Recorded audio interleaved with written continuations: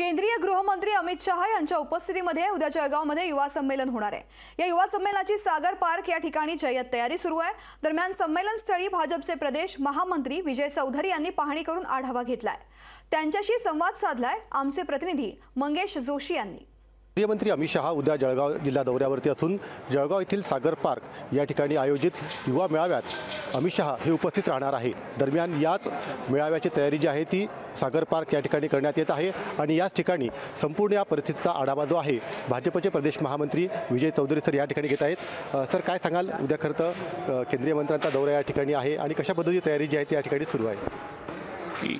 उद्या देशाचे गृहमंत्री भारतीय जनता पार्टीचे नेते माननीय अमित भाई शहा यांचा प्रवास आहे आणि त्यानिमित्तानं एक व्यापक युवा संमेलनाची आम्ही या ठिकाणी जय्यत तयारी केलेली आहे। आमच्या सगळ्यांचे नेते माननीय गिरीश भाऊ महाजन यांच्या नेतृत्वाखाली राज्याचे प्रदेशाचे अध्यक्ष आदरणीय बावनकुळे साहेब, आदरणीय आमचे सगळ्यांचे नेते देवेंद्र फडणवीस साहेब यांच्या मार्गदर्शनाखाली एक व्यापक युवा संमेलन या ठिकाणी होत आहे आणि या युवा संमेलनाच्या निमित्तानं जय्यत तयारी या ठिकाणी सुरू आहे। आमचे सर्व पदाधिकारी बारीक लक्ष ठेवून या ठिकाणी आहेत।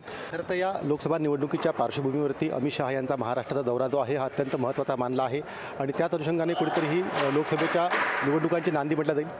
निश्चितच ही लोकसभेच्या निवडणुकीची नांदी आहे, महाविजयाचा संकल्प आहे। युवा एक संकल्प घेऊन या ठिकाणी जाईल, तो म्हणजे महाविजयाचा संकल्प घेऊन मोदींना पुन्हा प्रधानमंत्री करण्यासाठी तिसऱ्यांदा आणि भारताला विश्वगुरू करण्यासाठी हा संकल्प युवक या ठिकाणी अमित भाईंच्या विचारातून या ठिकाणी घेऊन जातील।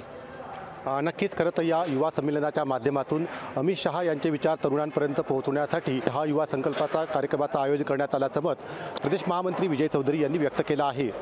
मंगेश जोशी, लोकशाही मराठी, जळगाव।